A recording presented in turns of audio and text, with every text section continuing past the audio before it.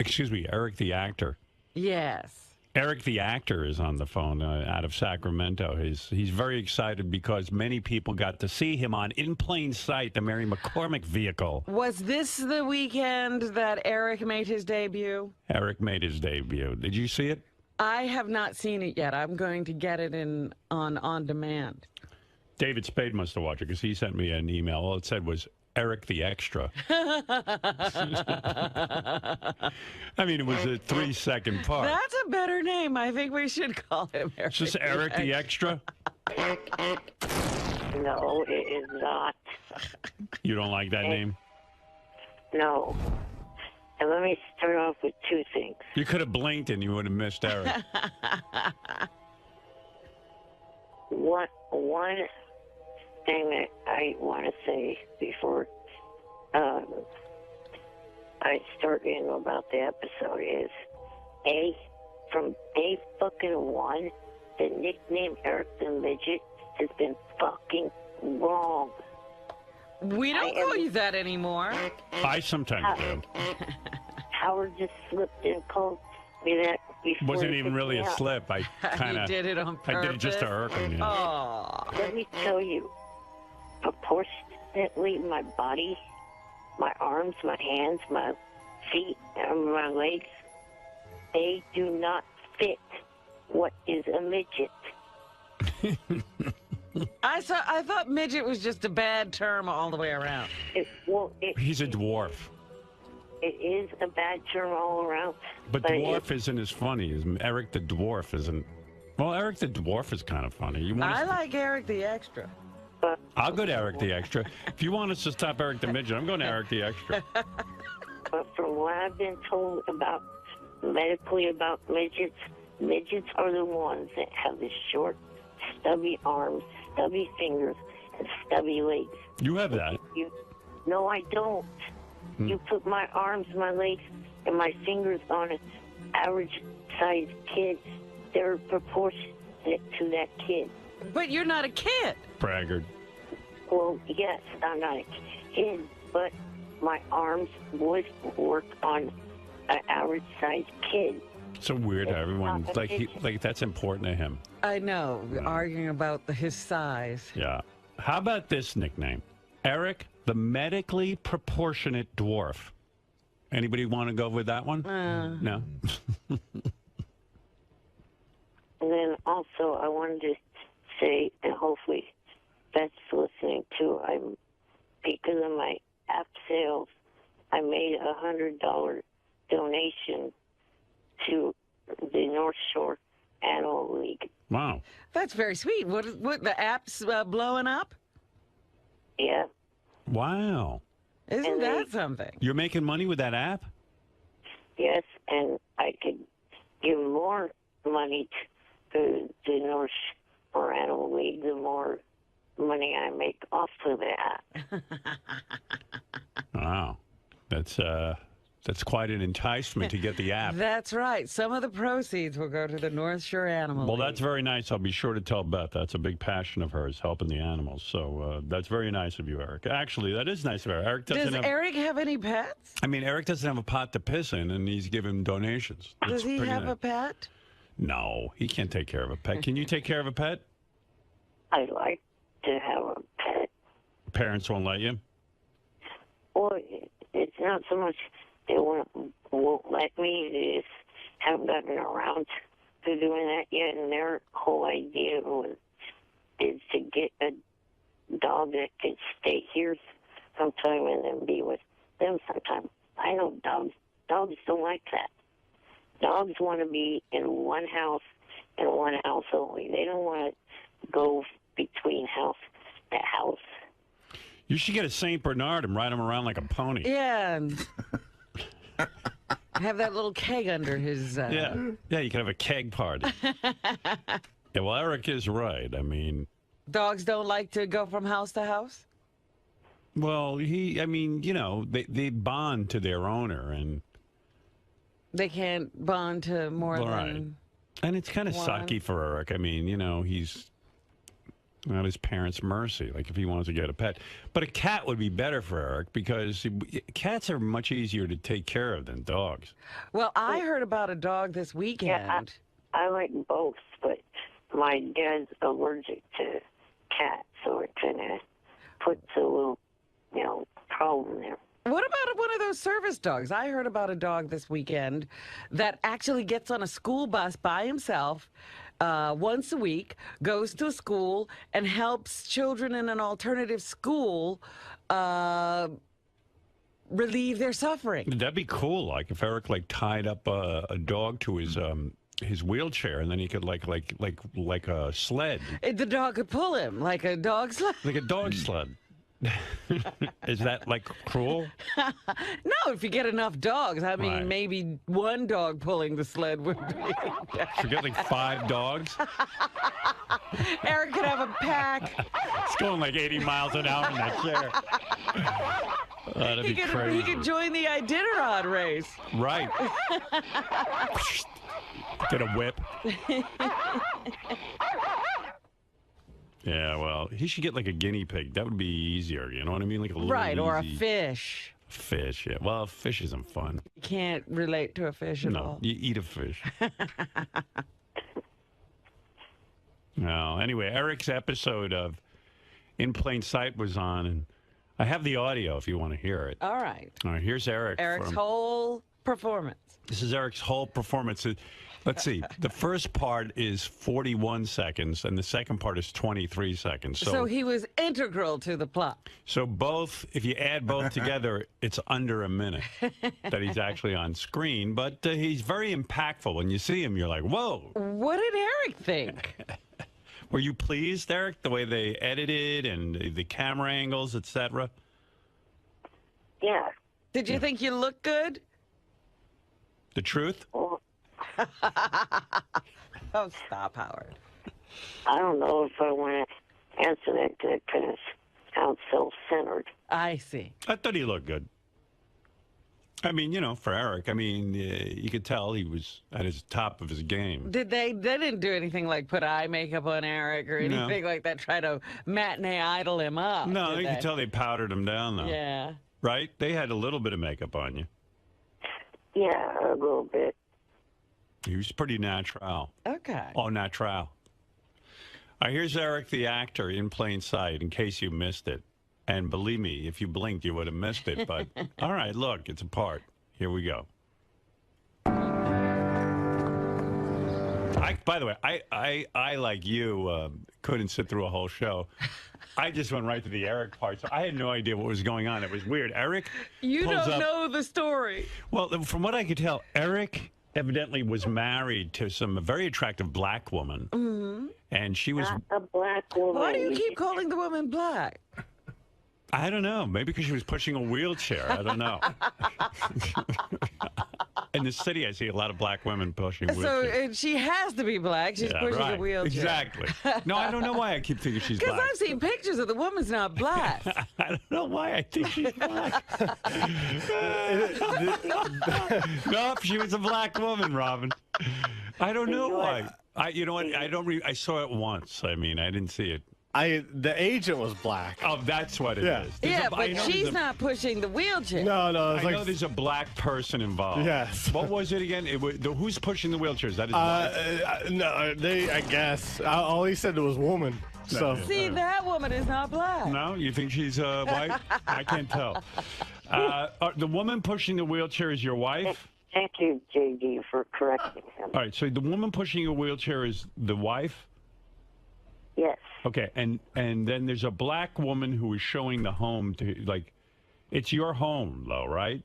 She's not showing the home. She's one of U.S. Marshals, and she's trying to get the tenant who is under their protection out of the apartment. Yeah, whatever. So That's complicated. So I knew there was a black woman. The black woman is saying something to Eric, and then she opens the door, leaves it open, and then a bunny rabbit comes out. Anyway, here it is. What's the difference? What's going on anyway? Here.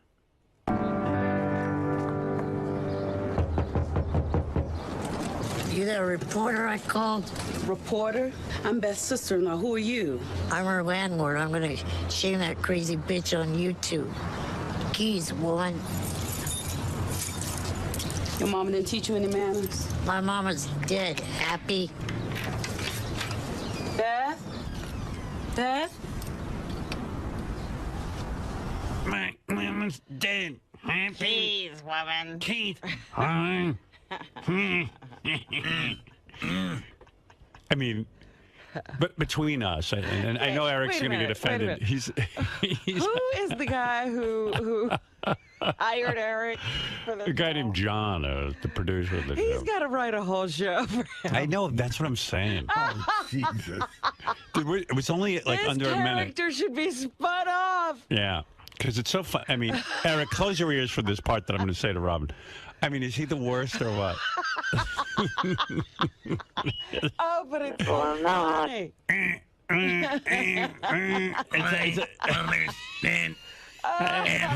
There's no voice inflection. There's nothing. It's just Eric. It's great. Please, woman.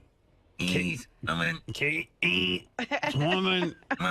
I got to hear that part again. Wait, Eric, you're the best. Hold on. Let me play this again.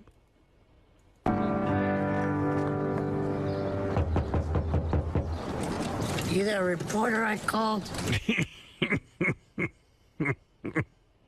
That might be his best line. Every year they were wondering.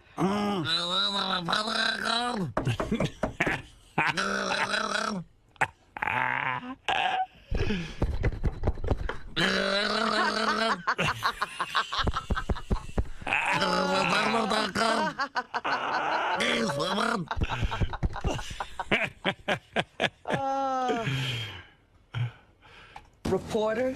I'm Beth's sister-in-law. Who are you? I'm her landlord. I'm gonna shame that crazy bitch on YouTube. Keys, woman. The best is Keys, woman. It's my favorite part of Eric's scene. You know, there's not a lot to really. No. I'm the landlord. I'm gonna shame that crazy bitch on YouTube. Keys, woman is your Keys, woman. That ad lib, was Eric. his ad lib. Yes. Excellent. That is excellent. That part is really good. I like when you ad lib. Your mama didn't teach you any manners? My mama's dead. Happy? Asshole. How about one day we do a retrospective where we play In Plain Sight and Fringe? All of Eric's acting roles. Yeah, we do a whole thing. We have to get Friday Night Lights then, too. Was he on that? Yeah. No. Wasn't it? What one were you on? Yeah, what are you hallucinating? I played a football. What were you on? American Dream. American Dreams. Who got him on that? Us? You. I did? Yeah. I don't even remember that one. Yeah, we'll get all 3 appearances and do a whole film fest. A retrospective. American Dreams was at least 10 years ago. It's a Dick Clark show. It took place in the 50s. And again, what do you got, Eric? 30 seconds on that one? Fuck you. Unless it's 2015, it was not 10 years ago. Very good math. Excellent. Oh, it was 7 years ago. It seemed like 10 years Hey, ago. Eric got you on that one. Genius. Ouch. Nice math on there, Eric. Proud of you. Proud of you. Anyway, yeah, so let's get American Dreams, Fringe, and In Plain Sight and play them all back to back. All right. That'd be pretty good. And then maybe some other people will hear it and give Eric more of a part because, I'm telling you, Eric needs his own show. well, we're only This 20. is a very strong character. We're only 21 seconds in, so there's a lot more. Howard, Yes. I'm looking at IMDb. So it says for actor, for Eric, he's done 2 acting gigs, Fringe and American Dreams. The new one isn't up yet. But then it says Howard Stern On Demand, and it's got the name of his episodes. Eric the Midget can't get an oxygen tank for In Plain Sight. Eric the Midget quits. It's the funniest titles. He's either quitting or getting an oxygen Right. tank. Struggling for oxygen. Eric, out of all your parts, what do you feel is your best part and best work? I'd say maybe the latest. In plain sight. This is the one you enjoyed the most. And why do you feel that way? Well, my head stayed intact. His what? Head stayed intact. He got blown up in Right. Fringe. Was that your most difficult part, the Fringe one? Yeah. He's a fascinating interview. Whenever you interview Eric about his acting, it's always so in depth. Well, you know, he's so humble about his acting. Right. It was more comfortable doing this role than it was doing the Fringe one. I got to stay in my, actual wheelchair. Right. Oh, they had you in something else in Fringe? No, he actually was moved onto a bench, and he could have rolled over. Oh. A bench, and then I was on the ground in a subway tunnel. For Right. The second part. Yeah. Yeah, I mean, seriously, it wasn't that easy. That was his most demanding role. I like this character on In Plain Sight, but I guess In Plain Sight's going off the air, so we'd have to move this character into his own series. That's what I'm saying. And he needs a spinoff. Oh, I would love that. Can you imagine a whole hour of Eric? Let's see how the fans enjoyed Eric. I know a lot of people tuned in for it because Eric told us to. Jake, were you? You're in New Zealand. Were you able to see In Plain Sight? I watched them on YouTube. It was just Eric's bit, and yeah, I enjoyed it, except for the bunny line. I felt that was quite weak. Yeah, I know. Bunny line was weak. Well, we're getting to that. Well, I'm sorry, I interrupted it. All right, thank you. Thanks. Well, that's a positive review, Eric. Right. You know? You'll take it. Yeah. Guy enjoyed it except for your bunny line. Well, which we're getting to. We're only 21 seconds into an under a minute performance. We're stretching it out. Beth? Beth?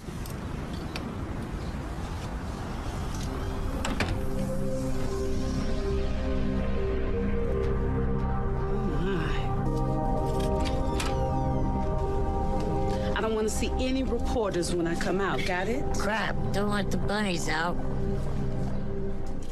Oh. I guess you had to be there.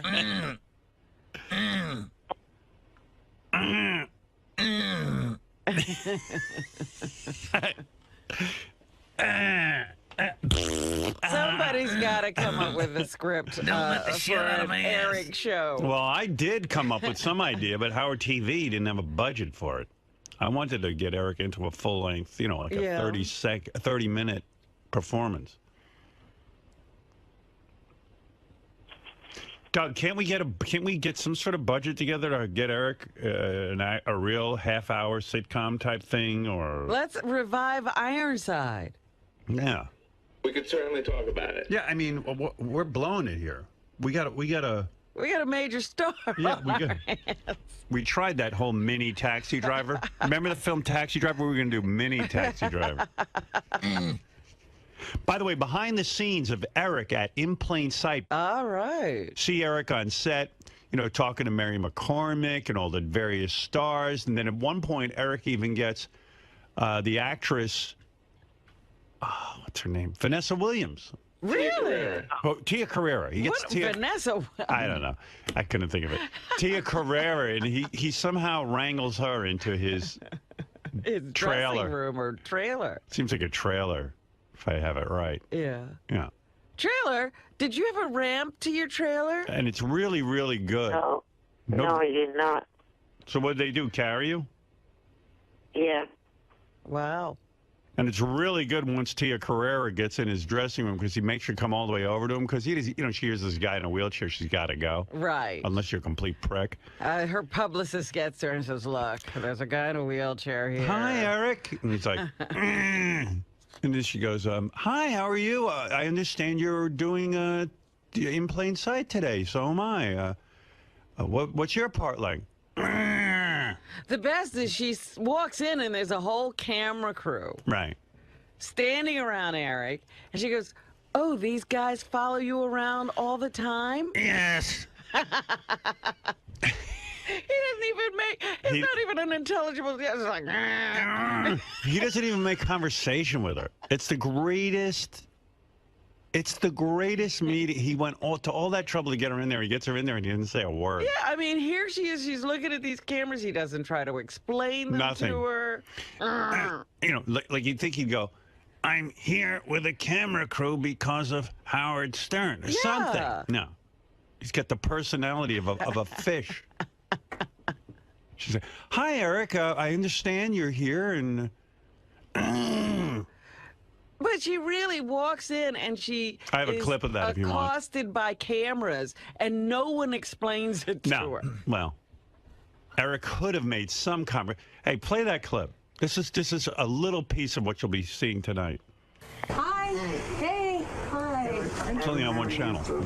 Your Wayne's World and True Lies. I know, 150 years ago. No. Hey, nice to meet you. He's a big fan of yours. They were all set to take him back, but he wanted to wait to say hi to you. And he's been asking about you all day. Yeah. Because he saw your name on the call sheet. Oh my goodness. Yes. The tango teacher.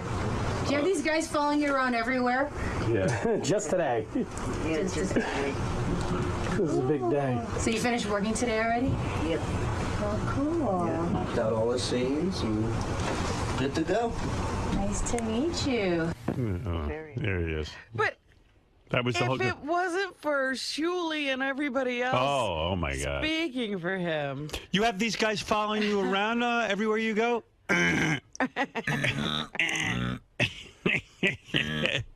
Eric, what happened? Would you choke? No, I could have spoke, but they answered before me. It's true. He does have a lot of people answering for him. Well, he should have told them to shut up. Shut up. Oh, my God. Oh, yeah. So you have these guys following you around? So are you done for the day? That she got out of there. And 𝗛cie's treating you like a little kid. Yeah. 𝗛cie, what the fuck? Hey, Eric's a grown man, 𝗛cie.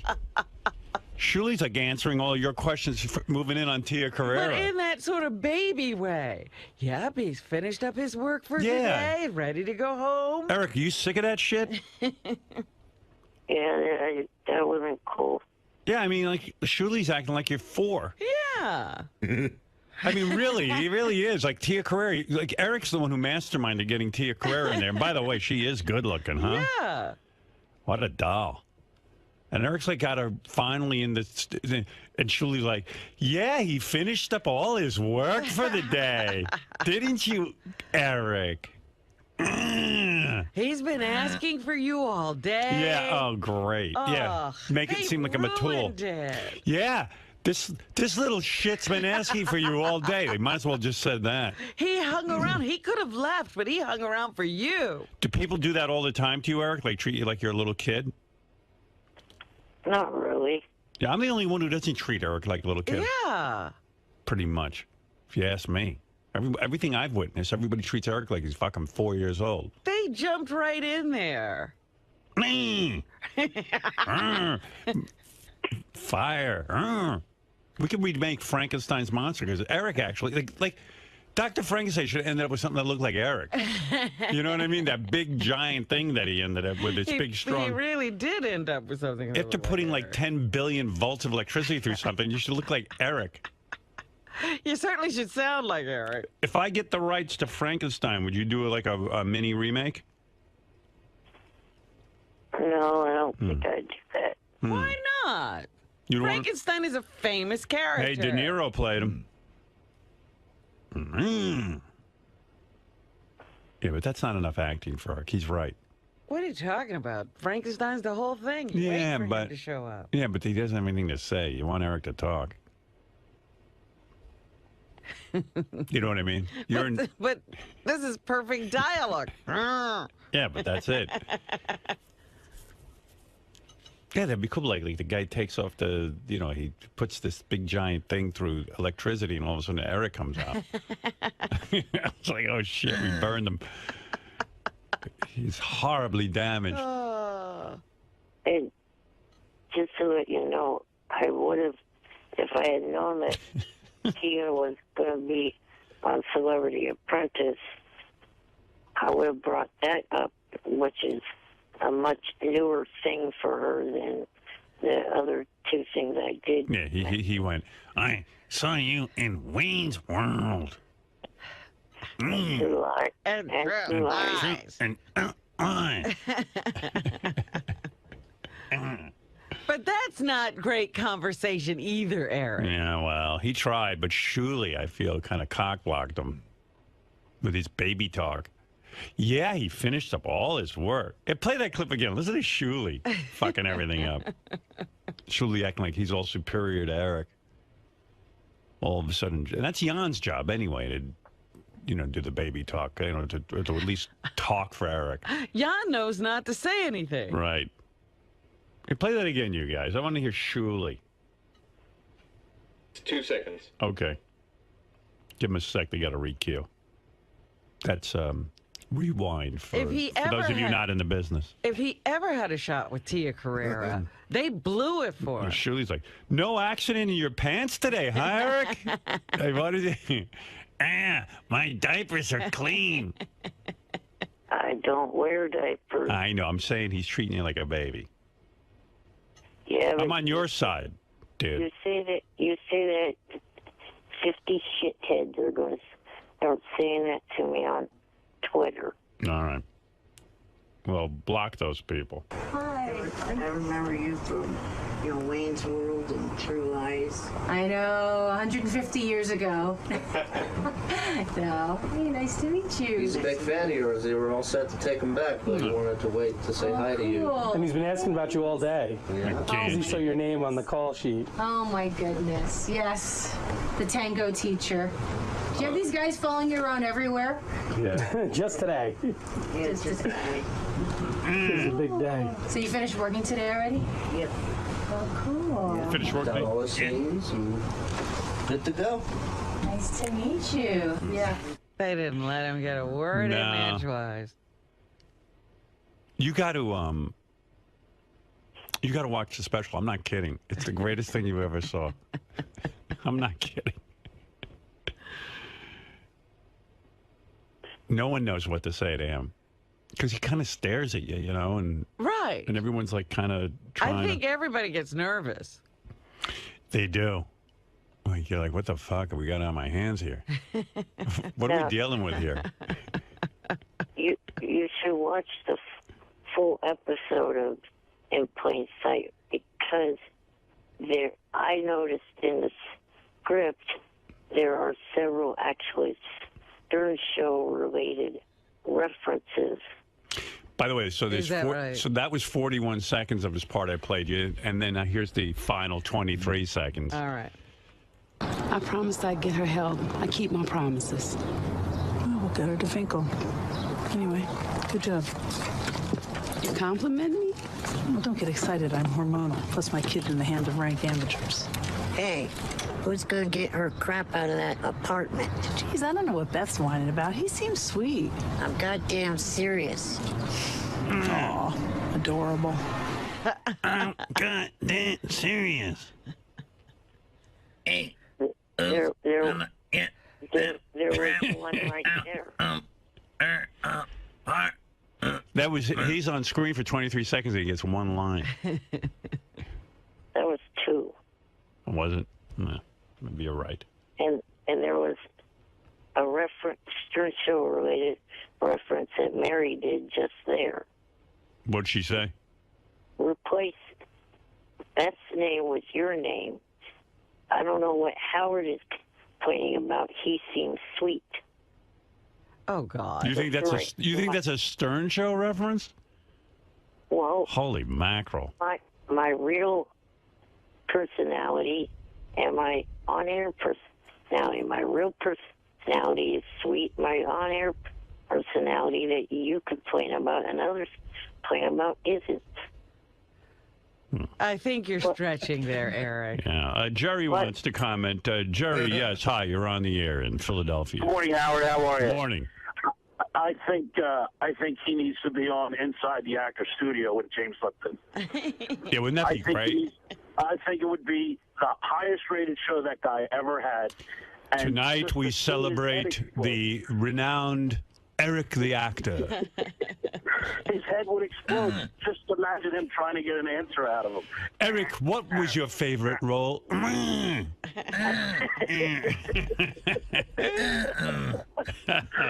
would be the greatest show ever. Eric, You what can is make- your favorite curse word? That's it. That's all I have to say. All right, Thanks, thank you. Howard. I Good appreciate idea. it. We're going to see if we can't book him on that. Eric, would you be on Inside the Actors Studio? Yes. You would do it, even though you realize you had 3 roles that all are under 60 seconds. You would go on there as an actor.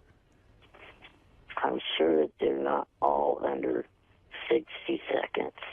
Let's see. Some of them are less. I have American Dreams here. Let's see, 49 seconds and 10 seconds, so that's just under a minute. And the Fringe thing is 22 seconds. Yeah, as it turns out, all your acting is under a minute. They can't wait to hustle you off the screen. You want to hear his American Dreams? You want to do the retrospective? Let's start. All right. And we were hoping to fly to San Francisco. We have family there. My older brother. Oh, well, have you ever flown before, Eric? No, this is my first time. Oh, well, let's see what we can do for you. That's that. I think he was better on American Dreams, honestly. Yeah, his acting was better there. Yeah. That's it for American Dreams. Sorry. That was 10 seconds. That one is under a minute. You're right. Fringe is a little over a minute, 49 seconds, and then the head blowing up scene is 22 seconds. Oh, so he actually gets Screen time. over a minute. Yeah, he is over the minute on Eric the Extra. It's pretty good. You want to hear him on Fringe? Sure. All right. Hello. Hi. What's this? It's a box. Well, what's in it? Oh, as with most things in life, the reality would pale in comparison with one's imagination. And isn't it better to wonder?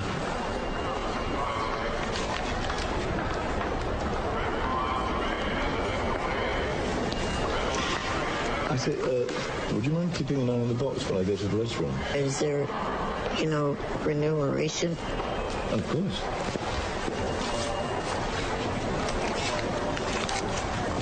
There you go. I won't be a minute. Okay. You know what? I think his work on Fringe is better than In Plain Sight. I guess we've kind of blown the retrospective show. There's nothing left to play. That's it, except for him getting his head blown up.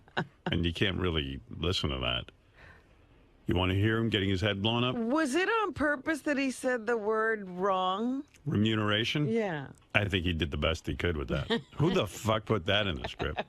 Remuneration? I kept trying to get them to change that one to a word that I've heard before. You could say remuneration. Say that. Remuneration. No. Listen to me. You got it down right. Then the next word, rather than say numeration, say muneration with a m. Remuneration. Remuneration. Yeah, you got it. Remuneration? But nobody worked with him. They just kind of... It's not remuneration. Remuneration. Well, it's better to say that. I think they were screwing with you, Eric. Right. Putting those hard words in, and no one knows what that means anyway. Except for me and Robin. And Fred. Yeah, this is Eric getting his head blown up. Because that box that he was handed had explosives. There he is. Oh, my God. His whole head is blown off. Oh, dear. Nice work. Thank you. I still say that role is under a minute because he doesn't say anything in that scene. So. They just have the camera on him the whole time? That's still acting. That's true. Well, anyway, that's the whole Eric Film Festival. I just did it.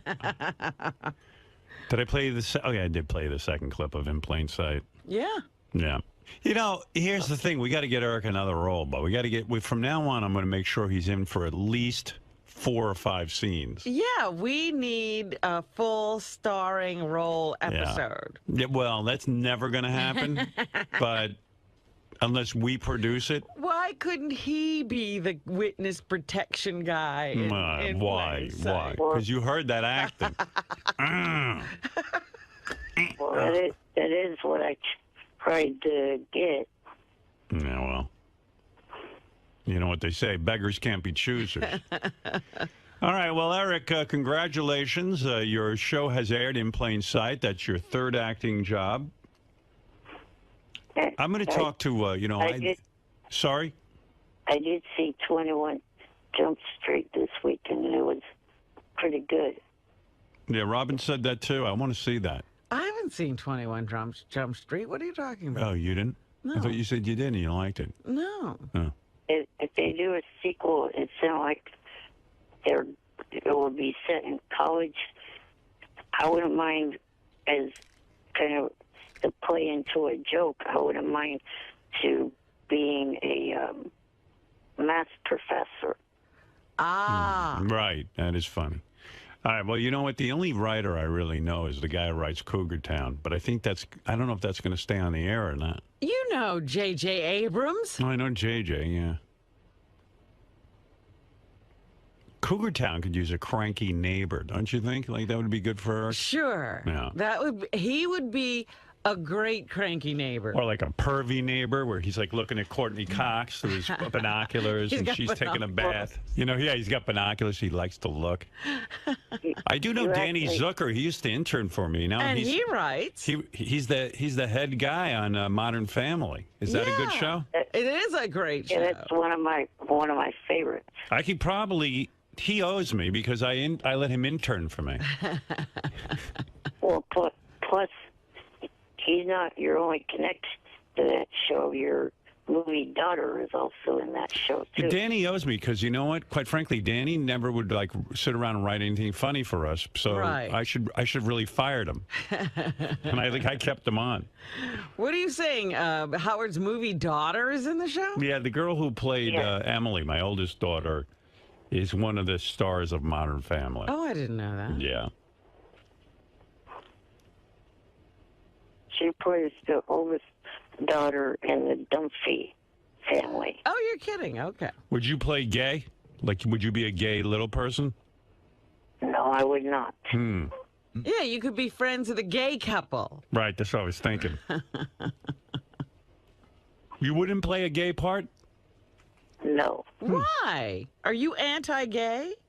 Well, No, but you know what it is? He can become typecast. Ah. I have respect for gay people and, that stuff, but I would not play gay. And I am not. Did you ever try a gay, like sort of a lispy kind of gay affect, like a stereotypical affect? No. I mean, the way you win an Oscar is to play gay. Yeah, but I mean, if you're going to be an actor, you have to do everything. Would you do a British accent? You have to play everybody. Not him. He's got all kinds of roles. Can you do a British accent? Would you play British? I don't know if I could pull a British accent off. He does a good hillbilly accent because he did it on the Celebrity Superfan. You can't do British? Hello, mate. I don't know if that's British. That's not British? Mate would be Australian. Australian. No, yeah. British say mate. No, they don't. They do. They do. My mate. I'm going out with my mates. I'm going out with my mates, But they don't say hello, mate. I go, yeah, we do over here. Who are you? I'm going out with my mates. I'm Michael Caine, the famous movie actor. Oh, that's Cockney. That's right. Auburn.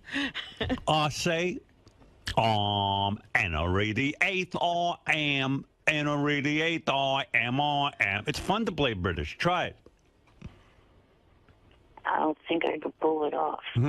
What accents do you do so we can tell directors and casting people? Yeah, I'm going to put a call into Danny Zucker. Do you do any? You won't play a gay guy. You won't play a British guy. But would you play a pervy neighbor who likes to look at Courtney Cox through binoculars?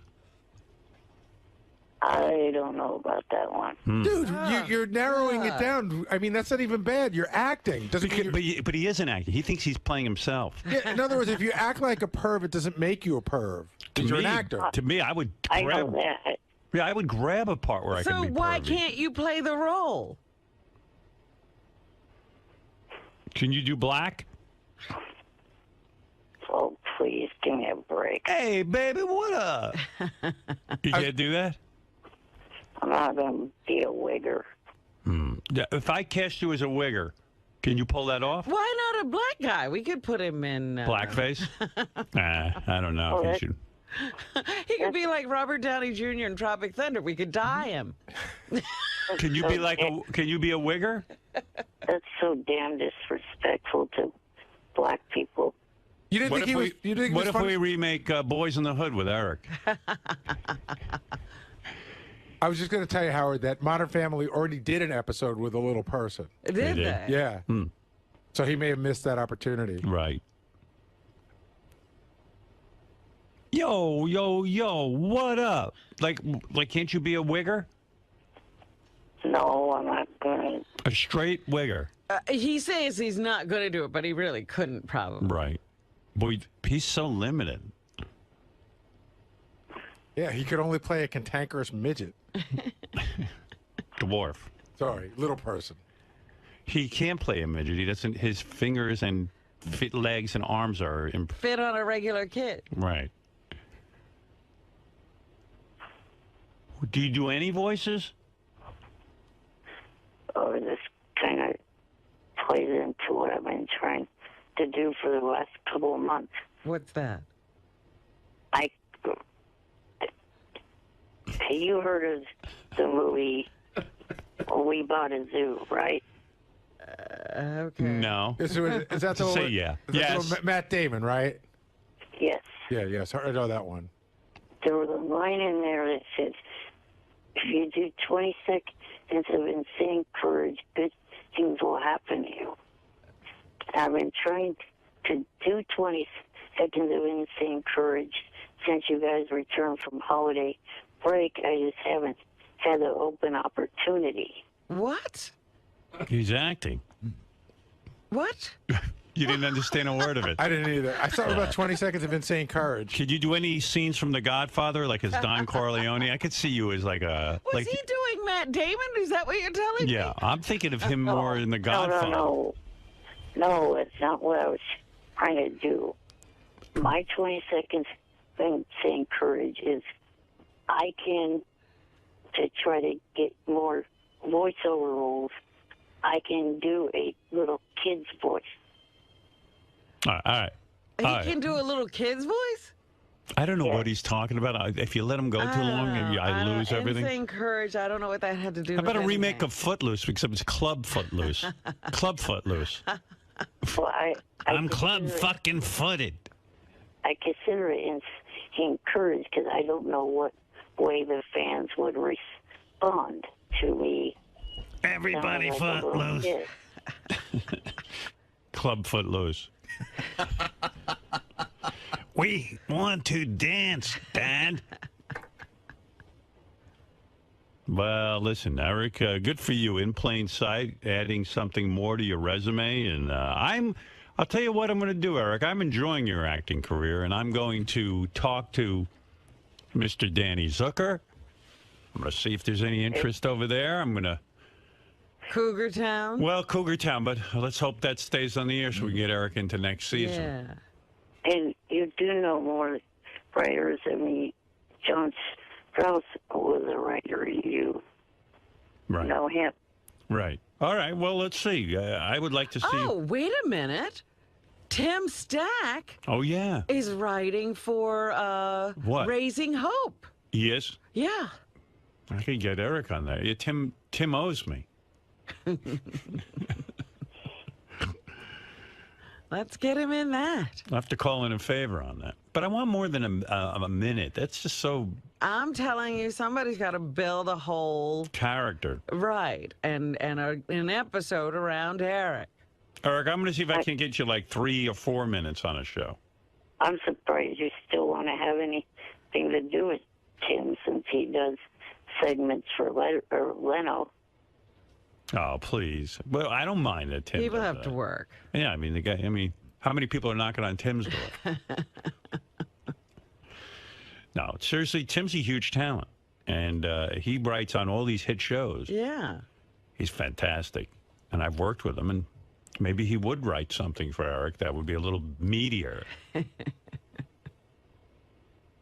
We've had Tina Fey on the show. What about Eric? 30 Rock? 30 Rock, like he could be Alec Baldwin's boss, like a network guy.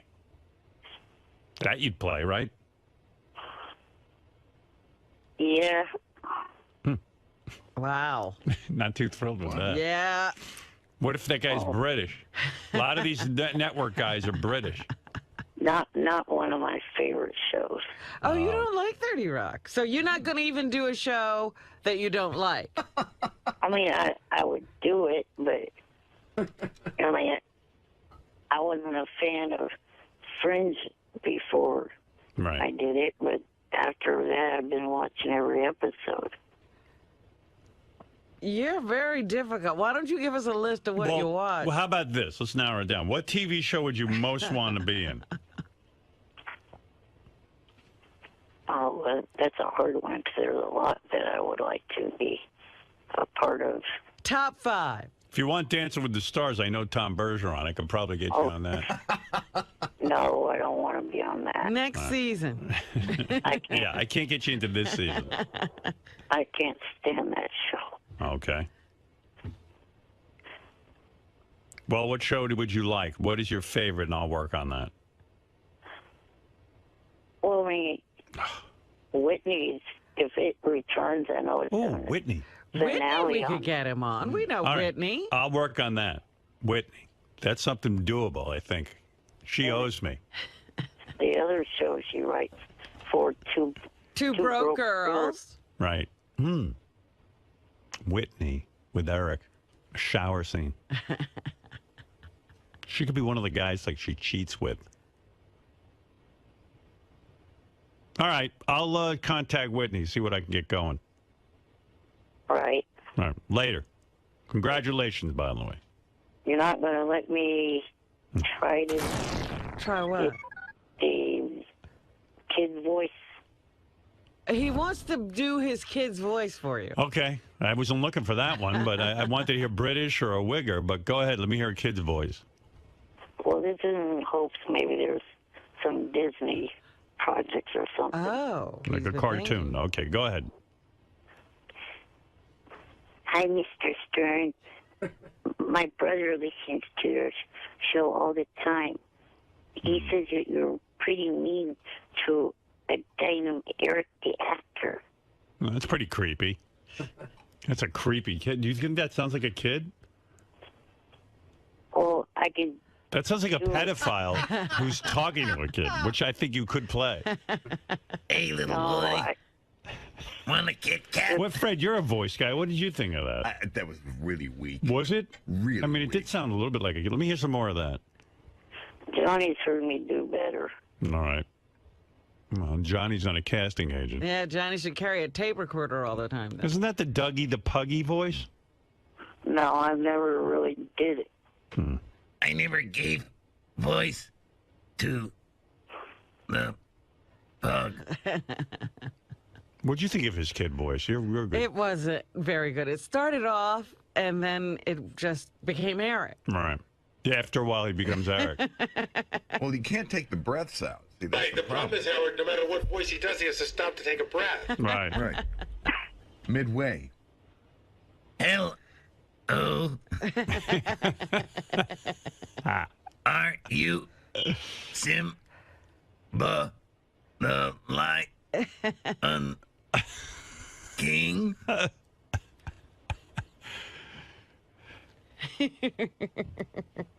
Hey, meanwhile, you guys are laughing. Eric's got 3 Eric's shows got under his 3 belt. shows under his belt. Let's see, Got a let's see better your resume than resume. me. You're not kidding. Oh, someone just gave an idea. What about another writer that you know, Mike Judge? Oh, I do know Mike. Well, And you he want owes to be me. in Beavis and Butthead? Hey. Yes. I would love to see that. All right. Well, I'll get word out. Don't worry. I'm sure the word is getting out right now. Mike listens every morning. All right. I feel like 𝗦𝗄𝗿𝗄𝗿. Eric, I got to go. And Shuley's not there to put in the... I'm good to go. Yeah, whenever I talk to Eric, I Fill want up Shuley. the dead spots. Yeah, Eric likes that idea, Howard. That'd be a good episode. Beavis and Butthead act like, guys in wheelchairs, like midgets in wheelchairs, and they get chicks to be nice to them. Because they want to get up to the front of everything. Right. They meet Eric, and they see all these chicks like 𝗦𝗄𝗿𝗄𝗿 being nice to him. And then Beavis and Butthead figure out that if they hang out with Eric, they'll get chicks. So we'll talk to Mike Judge. Yeah, I got an idea for this. Thank you. All right. All right, Eric. Congratulations again. I'd love to see him on Sons of Anarchy, where he rides a motocycle. On a motorcycle? Yeah. What do you think of that? You think that'd be good? I would love to see it. Yeah, like cool. Or he works for a circus, gets shot out of a cannon. Boom.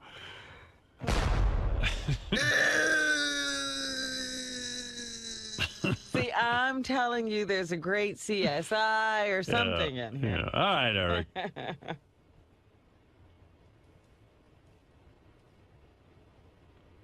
All right. Talk to you later. Hello? Eric, did you go? Oh, I guess I think he's gone. Oh. All right. That's for the best. Shuley, when Eric called up a little bit. Oh, hold on. What? Okay, now you're ready.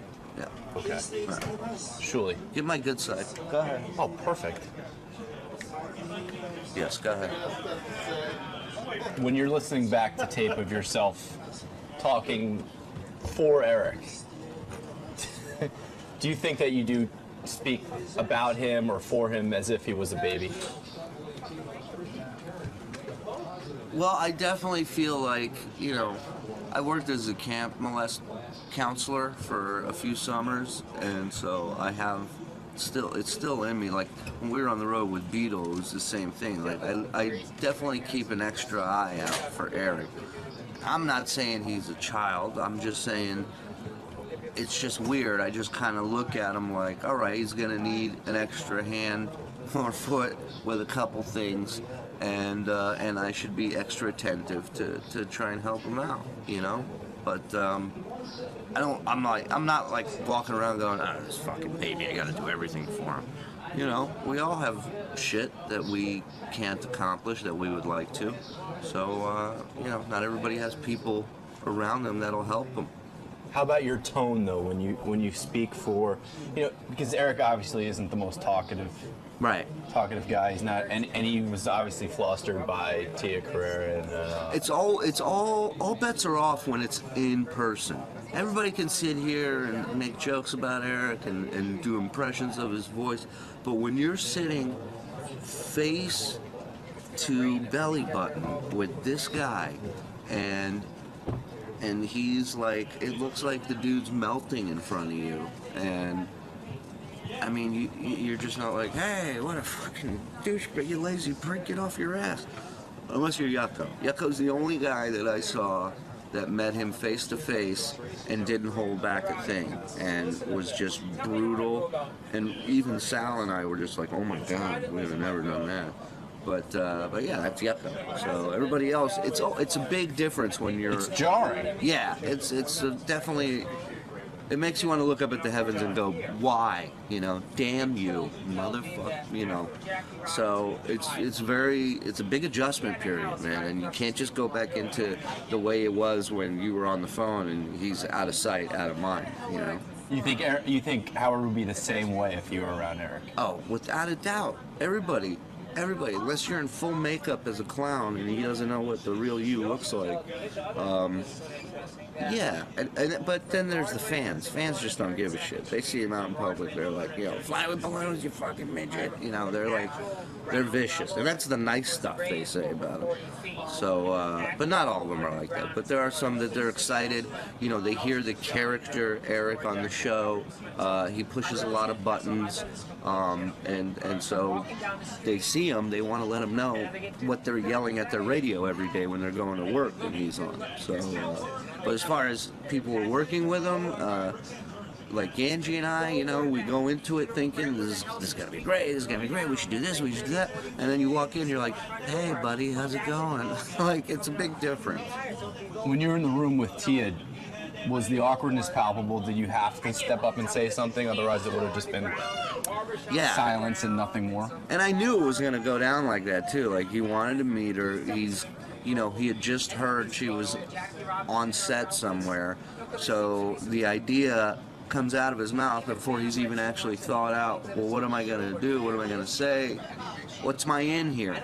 And I was like, wow, this is going to be a really awkward type of train wreck meeting. And it was. It lived up to every second of the hype.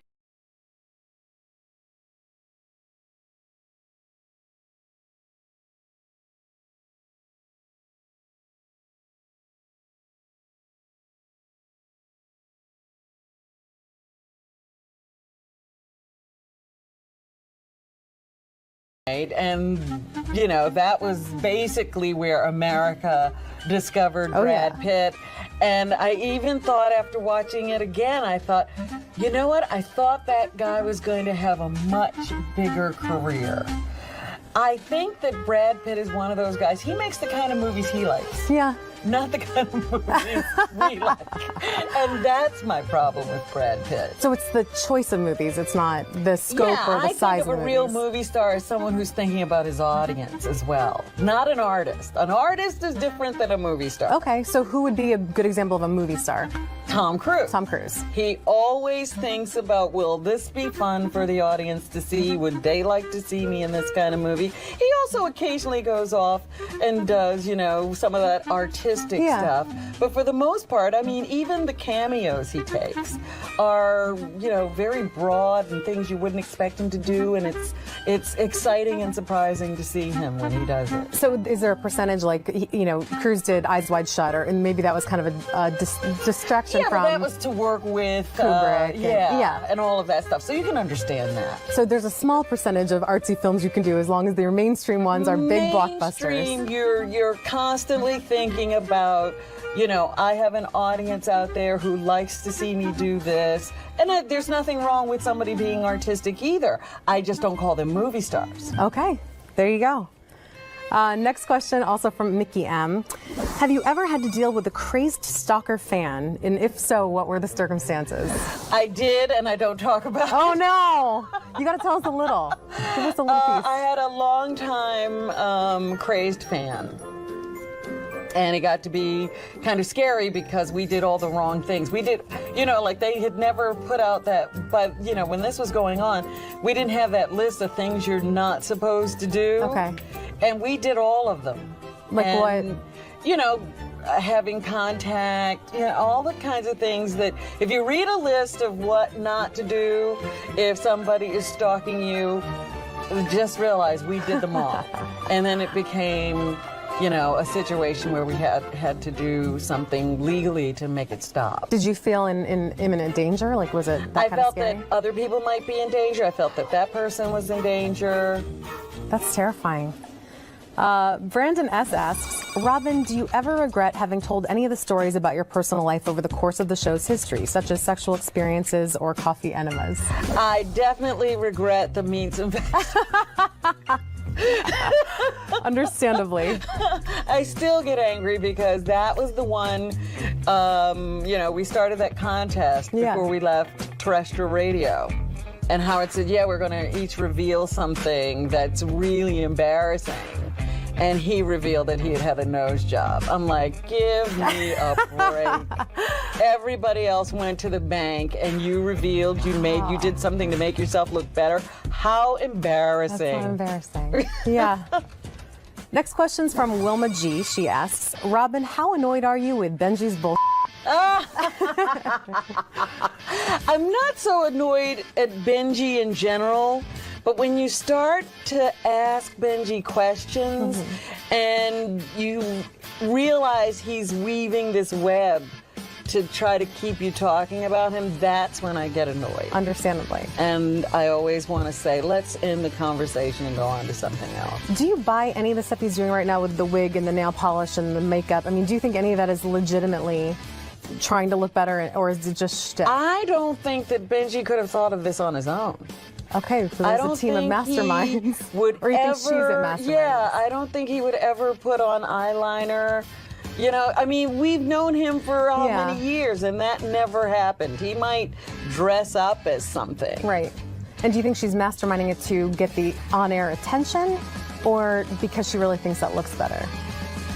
I'm beginning to lean toward on-air attention. That's what I'm thinking. Yeah, because at first it just seemed like this was their personal thing, but when he came in the other day and stood up and he had hair and a black beard and eye makeup and black fingernails, I said, that's it. Yeah. This is where you're supposed to say I'm more handsome. Next question is from Twitter. At River Road Flip asks, Robin, are you planning on going on any more spiritual trips and becoming absurdly high? I don't know about becoming absurdly high. Now, you will receive with these rocks, special rocks, the energy, new energy. But I'm going to Bali for this next break, and you know, that's sort of that eat, pray, love kind of destination, and I haven't, you know, made any plans to go to any spiritual things, but I'll see what's there. That's a good place to do it. Yeah. Next question comes in from Danny V. Danny asks, are we ever going to see your boobs? No. No, never? Not if I have anything to do with it. Go ahead, take your jacket off real quick. There it is! Oh, I missed it! Next question is from Cindy W. Cindy asks, are you being authentic when you laugh at everything Howard says? Yes, I don't fake laugh. You're just a happy person. I do, and a lot of times when people meet me in person, they say, oh, you do laugh all the time. Yeah, that's just the way I am. I'm looking for the fun. I think that's fantastic. I wish more people laughed all the time. I do too. I'm getting out of here. Pat it with all of you. That's such a scream. You guys are why is that funny? Fred, what's going on here?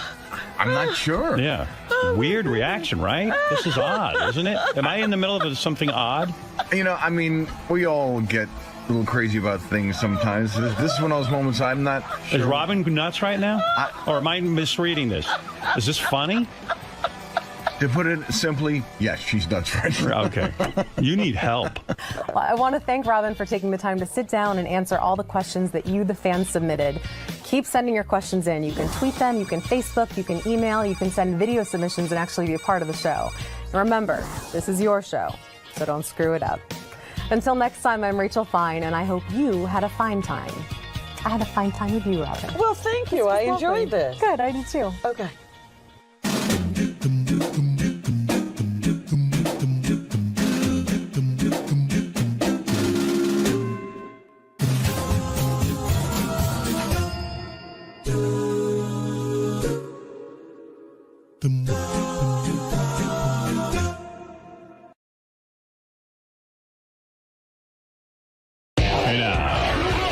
You don't even seem to understand the show. You just ruin everything. You got to be funny in here. I can't wait for you guys to see this on Howard TV. Daily shows, classics, and exclusive behind-the-scenes access. Well, that's going to be on Howard TV. The funniest, sexiest, most star-studded network on TV is Howard TV On Demand.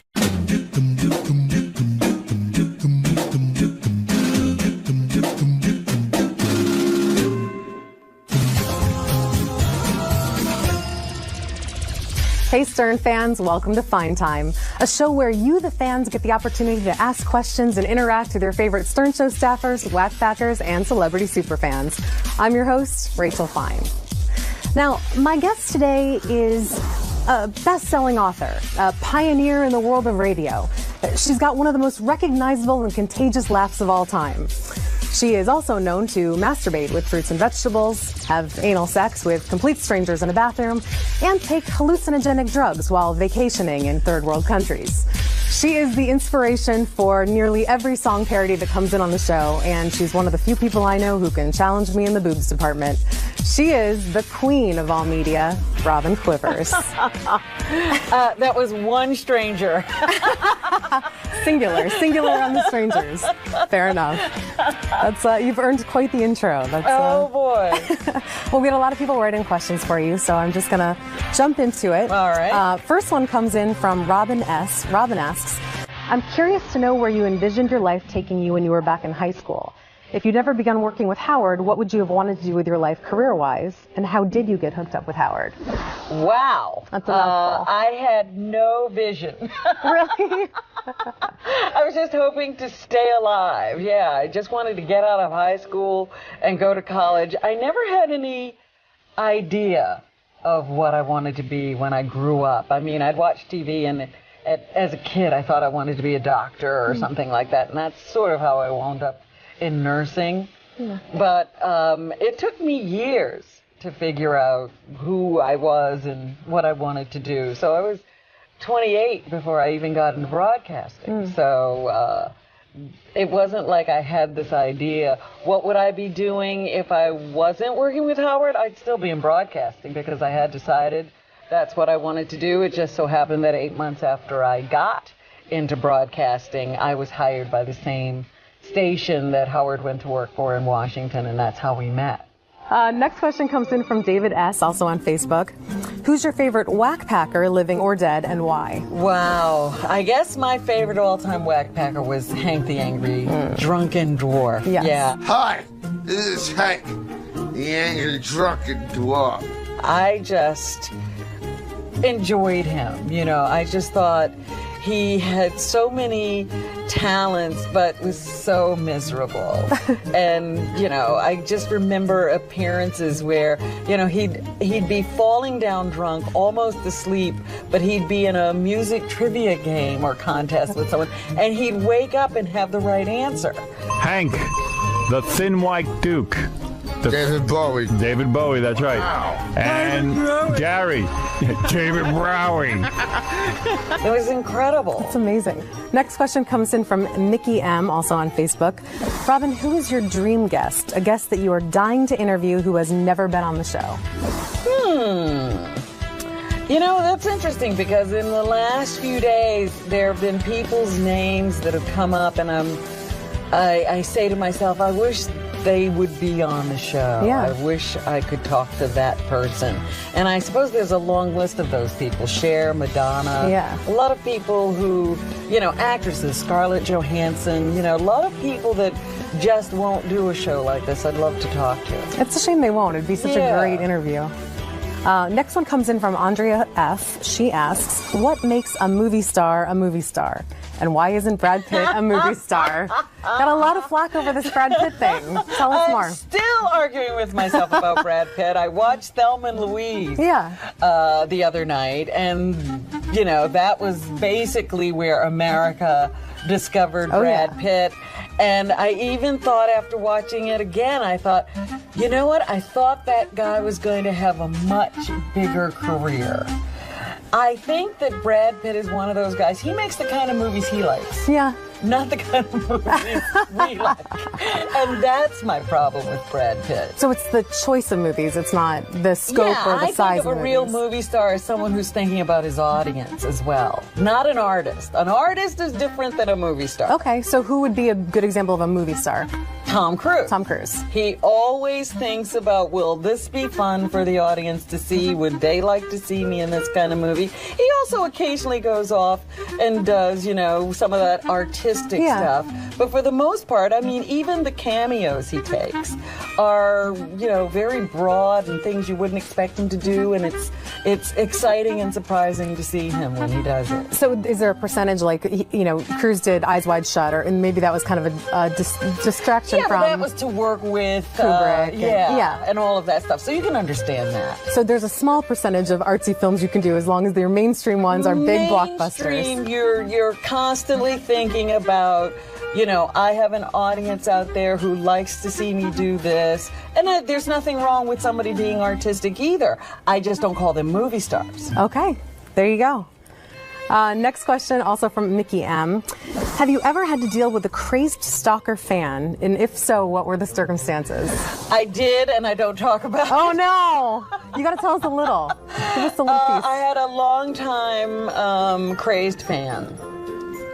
And it got to be kind of scary because we did all the wrong things. We did, you know, like they had never put out that, but, you know, when this was going on, we didn't have that list of things you're not supposed to do. Okay. And we did all of them. Like what? You know, having contact, you know, all the kinds of things that if you read a list of what not to do if somebody is stalking you, just realize we did them all. And then it became, you know, a situation where we had to do something legally to make it stop. Did you feel in imminent danger? Like, was it that kind of scary? I felt that other people might be in danger. I felt that that person was in danger. That's terrifying. Brandon S. asks, Robin, do you ever regret having told any of the stories about your personal life over the course of the show's history, such as sexual experiences or coffee enemas? I definitely regret the meats and vegetables. Understandably. I still get angry because that was the one, you know, we started that contest before we left terrestrial radio. And Howard said, yeah, we're going to each reveal something that's really embarrassing. And he revealed that he had had a nose job. I'm like, give me a break. Everybody else went to the bank and you revealed you did something to make yourself look better. How embarrassing. That's not embarrassing. Yeah. Next question's from Wilma G. She asks, Robin, how annoyed are you with Benji's bullshit? I'm not so annoyed at Benji in general, but when you start to ask Benji questions and you realize he's weaving this web to try to keep you talking about him, that's when I get annoyed. Understandably. And I always want to say, let's end the conversation and go on to something else. Do you buy any of the stuff he's doing right now with the wig and the nail polish and the makeup? I mean, do you think any of that is legitimately trying to look better, or is it just shtick? I don't think that Benji could have thought of this on his own. Okay, so there's a team of masterminds. Or you think she's a mastermind? Yeah, I don't think he would ever put on eyeliner. You know, I mean, we've known him for how many years, and that never happened. He might dress up as something. Right. And do you think she's masterminding it to get the on-air attention, or because she really thinks that looks better? I'm beginning to lean toward on-air attention. That's what I'm thinking. Yeah, because at first it just seemed like this was their personal thing, but when he came in the other day and stood up and he had hair and a black beard and eye makeup and black fingernails, I said, that's it. Yeah. This is where you're supposed to say I'm more handsome. Next question is from Twitter. At River Road Flip asks, Robin, are you planning on going on any more spiritual trips and becoming absurdly high? I don't know about becoming absurdly high. Now, you will receive with these rocks, special rocks, the energy, new energy. But I'm going to Bali for this next break, and you know, that's sort of that eat, pray, love kind of destination, and I haven't, you know, made any plans to go to any spiritual things, but I'll see what's there. That's a good place to do it. Yeah. Next question comes in from Danny V. Danny asks, are we ever going to see your boobs? No. No, never? Not if I have anything to do with it. Go ahead. Take your jacket off real quick. There it is! Oh, I missed it. Next question is from Cindy W. Cindy asks, are you being authentic when you laugh at everything Howard says? Yes, I don't fake laugh. You're just a happy person. I do, and a lot of times when people meet me in person, they say, oh, you do laugh all the time. Yeah, that's just the way I am. I'm looking for the fun. I think that's fantastic. Yeah. I wish more people laughed all the time. I do too. I'm getting out of here. Pat it with all of you. That's such a scream. You guys are why is that funny? Fred, what's going on here? I'm not sure. Yeah. Weird reaction, right? This is odd, isn't it? Am I in the middle of something odd? You know, I mean, we all get a little crazy about things sometimes. This is one of those moments I'm not sure. Is Robin nuts right now? Or am I misreading this? Is this funny? To put it simply, yes, she's nuts right now. Okay. You need help. Well, I want to thank Robin for taking the time to sit down and answer all the questions that you, the fans, submitted. Keep sending your questions in. You can tweet them, you can Facebook, you can email, you can send video submissions and actually be a part of the show. And remember, this is your show, so don't screw it up. Until next time, I'm Rachel Fine, and I hope you had a fine time. I had a fine time with you, Robin. Well, thank you. I enjoyed this. Good, I did too. Okay.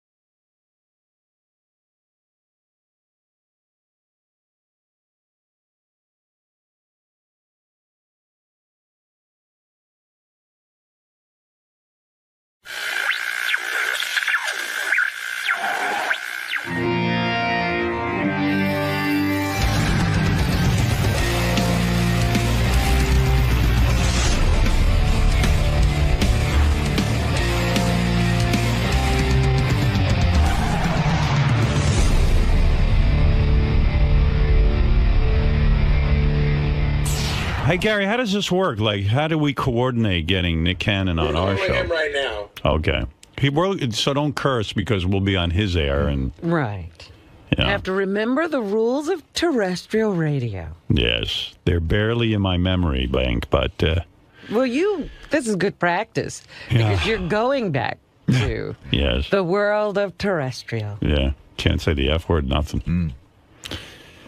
Yeah. It's going to be line 19. He's picking you up in about 15 seconds. They're probably coming out of a commercial or something. Beautiful. Nice job. I don't know how long he can talk because he's, oh, there we go. They have their breaks. Water that I have to drink throughout the day, though. So how do I say this? I got to go to the bathroom a lot. But I'm also excited because right now I get the opportunity to talk to one of my new coworkers. Are you a little nervous about having him as a coworker? Nah. Oh, man. He's very opinionated, Nick Cannon. Mr. Howard Stern. How are you, Nick? I believe I have a love-hate relationship with this man. Let me see. I've always been a fan. I mean, I'm a radio fan. So. Right. If you're a radio fan, you're definitely going to be a fan of Howard Stern. But then, in the past, we've had our differences and opinions about tons of things. And but I have nothing but the utmost respect for this man, and I look forward to it. And like the judge he replaced, Piers Morgan, always had beef with him, and it was a real relationship. Sometimes we agreed on stuff. Most of the time we didn't, and it made for good television, it made for a good relationship. So being two two grown men, I believe we'll have lots of things to talk about, and I think we'll make good television. Yes. And I think, I think our differences will kind of come. I can't get a word in. Does he know we're here? I can't wait to watch. And the good news is, thanks to Howard, we can thank him for having you in New York every single day. I really appreciate Mrs. Hearn because I get to be at home with my family in New York because he's such a big dog. He got them to pay him millions and millions of dollars and move the whole damn show to his neck of the woods. That's right. So that's hot. Wait, he actually supposed to call it I'm here right now. So we're waiting to get him on the phone. I'm here. We got him? We got him? All right. Yeah. Oh! Good morning, Nick. Good morning, Howard. Good morning. Now, such an honor. A pleasure to be on your show, and I'm saying welcome back. I know that you were ill. Yes, this is my first day back, man. So this is you're my first guest of the new year. And let me say, I am excited to be on your show because, after all, you're on my old radio station. Yes, I am, and terrestrial radio is treating me very well. I hope satellite is treating you as well. Well, let me remind you that, first of all, you can curse on our show. We can't curse on your show. So for purposes of this discussion, go ahead. You can say whatever you want, but I'll be cool with you. See, you are so intelligent with that, and I want to commend you because I know everybody's all worried about what you're going to do on television like you're not a professional, like they didn't know you've been doing this for 35 damn years. So no, my philosophy with America's Got Talent, and you know this, that I am a fan of the show. I'm a fan of you on the show. I was very worried when you were ill. I got nervous, but I feel now it was correct me if I'm wrong, but I just read that you had kidney stones, not kidney failure. No, see, this is the thing. I was telling a story a little earlier. They originally thought like I had acute mountain sickness because I was in Aspen, and then I did all these tests, and then they were like, oh, it's just kidney stones. Then they were like, no, we didn't find any stones, and they thought it was a kidney infection, and it was a lot more serious, and they found out that my kidneys weren't functioning well. We didn't want to say kidney failure because when people think kidney failure, they think, uh-oh, I got to go get new kidneys and it's Gary Coleman and all of that stuff. So we didn't want to go there, so we said mild kidney failure. Are you all right? I am. I got a couple more procedures I got to go do and everything, but I'm good. I'm back. I'm feeling 100%. Has anyone spoken to you about your lifestyle? In the sense, I read about you, and I've spoken. I tell them all the time. Yeah, I've spoken to some of the people at America's Got Talent about you, and I said, I really do like Nick as the host, and I want him as the host. I said, what is? They probably would have fired me if you said. No, they describe that you are a guy who carries a pillow around with him and catches like 5 minutes of sleep here and there. Yes, and why the mad drive? In other words, you've got America's Got Talent, you've got the radio show. Between those two things, that's a pretty busy life, and now you have twins, and you got a whole thing going. Right. Why are you grabbing it so much? You're gonna kill yourself, and I mean that seriously. I know that now, Howard, and I actually, I was always saying, the harder you work, the more you can accomplish. I was always taught that, but because of this situation, I definitely know that I don't need to go too hard. I don't need to, Well, what will you cut back on? In other words, you're going to do America's Got Talent. You got to do that. And the radio show you're committed to. Yes. So it's more about just my way of living. I was doing that. I was DJing, stand-up comedy, still trying to run a couple companies. So it's really just about taking time. And so what are you going to cut out? You know what I would cut out? Parenthood. Why don't you just... now. Don't see the kids. That's the most important thing. Absolutely. So I'm not cutting that out, but I'm pretty sure you can give me some tips on how to juggle that whole thing. You are juggling more than any guy. It's a funny thing with you. A lot of people probably say to themselves, me included, he's married to Mariah Carey. The woman has more money than God. You really could sit back and relax. So I admire your work ethic. In other words, you're not sitting there going, hey, Mariah Carey can support me. You're not saying that. I would be a punk if I did that. Right. I admire that. I admire that. But to take on 20 jobs, a lot of my Jamaican friends will do this. They take on 20 jobs. But now, Howard, you're his new coworker, and he gave me a hard time because I emailed him when he was in the hospital. He did didn't you reach call out him? not one damn time. Did Howard call him? I'm a fan of the Stern Show. How would I call him? He was concerned. Did you call him and say, Nick? He doesn't have my damn. I don't know. I don't have any relationship with Nick. I mean, I expect that we'll form one when we work together. Right. Now, tell me what the schedule. Robin, let's ask Robin. Robin, if Howard Stern went into the hospital for over 2 weeks for almost a fatal situation, wouldn't you at least call him? Oh, absolutely. I'd be there. Robin! Oh, my goodness, girl, have my back. I emailed him. He needs his rest. He never Oh, that's cruel. saw him in the hospital. People say I'm cold. You're cold. I'd be there sleeping on the floor. Robin would be straddling me. My wife I'd become his nurse. Robin would be straddling me if I was in the hospital with a. Hey, Mariah, is it okay if I straddle you in the hospital? Yes. You know she gonna whoop your ass. No, she knows I'm joking. Robin said it, not me. By the way, you know, now that I'm on this America's Got Talent, there was a tabloid report where they were saying I tweeted out a terrible thing about Mariah Carey, and we're having this whole war. And I just want to go on record in front of Nick and say I never have done that. I don't Never even know. said whatever they quoted him as saying.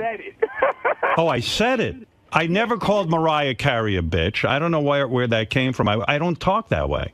Yeah, no, it wasn't that. I remember what it was because when when I first started this show, because obviously you used to be on this frequency, and yes, you said that if I was going to be successful here, I was going to have to talk about certain things, and we got a little lewd, and you know. And we went there, and then I think at the time you had seen a video or a picture of my wife where you thought she had put on some weight, and I thought that was very rude and disrespectful. So as probably was. Yeah. I was like, hey, I'm going to have to whoop Howard Stern's ass when I see him. Listen, I'm ready to take my whooping. Well, now my kidneys ain't working right, so I got to get back in shape. He's ready to take you on now. Are you kidding? Yeah, as long as you're ill, I can take you on. I might be able to last 5 minutes in the fight if you are sick. Yeah, you got to let me get back in shape. I still need a couple more. I understand. I'm not letting you get back in shape. But Nick, you know, listen, I am looking forward to this. I have so many questions. I mean, I don't even understand the schedule when we're going to probably meet in Los Angeles. I guess is our first time when we go to do the initial show, the tapings. Right. I was actually having questions for you. I mean, we have the Howard TV guys here, and I was asking them, like, are they traveling with you, or are we doing? Because sometimes our shows are going to be like in the middle of the week, and I know I got to get up early as hell to do my radio show, especially on the West Coast. No, I worked out my schedule that I'm taking off the weeks that we travel, you know, or taking off at least a few days. I need your agent. No! Well, because I don't want to end up with kidney failure. Right. Exactly. I could not, I'll go on record, I could not do your schedule and have the pressures of 2 young children at home. I don't know how you're doing it. And we didn't even talk about the sitcom. Yeah, I mean, it's crazy. And you know, to me, you know, I can't wait to ask you stuff like when you and Mariah, because she's so famous. Right. When you guys go and buy a house. Uh-huh. Like, how do you work out? Do you pay, like, do you guys have an arrangement where you each pay half? It all depends. It depends, like in New York, that's her house. Right. I stay in her apartment. But in L.A., where, you know, I'm originally from the West Coast, you know, we split the bills, and, you know, that's the thing, like, I want to buy an East Coast home for our family now, personally. But Nick, is it awkward? But Nick, is that seriously awkward? Because like all of a sudden you get the gas bill or something, and you turn and go, well, I paid half, you pay half, and I mean, to me, it is one relationship, and That apartment should be yours. You know what I mean? Nah, that house. You know how much that apartment costs? How does that all work? I got to know. I mean, I want to break this down. I'm sure he had to sign like a major prenup. Did you? Absolutely. Why? I mean, we talked about this on the show before with Sarah Lee and I. I believe when two people come into a relationship, I mean, I had a little bit of paper. I wasn't broke. I wasn't. Right. No, I mean, you make a good living. Yeah, so I came in with what I had, and she came in with what she had, and it was like, if in case I don't believe in divorce, right? If it did happen, it's not going to happen. Yeah, we would do what we would have to do. He keeps working like that. It's going to happen. Nah, because I work hard at home first. I'm daddy and husband first. When are you ever home, though? When is Nick ever home? Nick, when are you ever home? You're barely home. I have been home recently. In the bed. Well, yeah, because you're ill. No, honestly, honestly, we travel together. It's actually been really beautiful. I mean, how often am I going to hang with Mariah? Like I assume. Does she come to the set? Never. She never comes to the set?